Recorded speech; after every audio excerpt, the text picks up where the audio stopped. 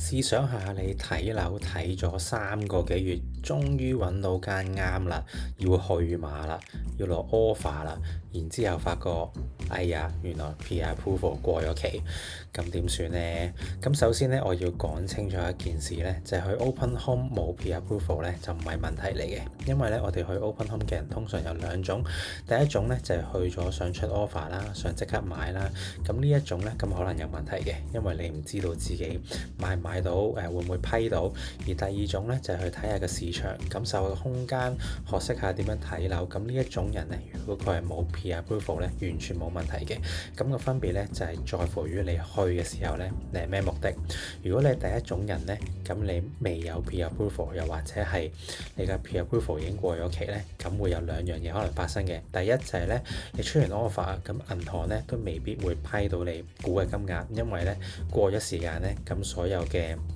條件都會唔同啦，你可以借嘅錢都可能會唔同咗嘅。你以為自己可以借到900K，但係其實咧最終銀行都係得780K 係可以俾你借到，咁個差額咧就係要自己補翻嘅。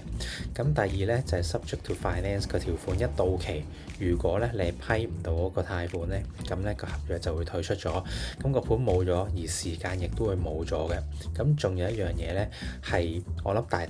都多人會知嘅，但係咧又未必個個都知，就係咧 pre-approval 嘅有效日期咧，通常係3個月。咁你今日搞好咗，睇咗3個月樓，準備出 offer，咁可能咧就已經過咗期㗎啦。咁咧市場咧亦都係唔等人嘅。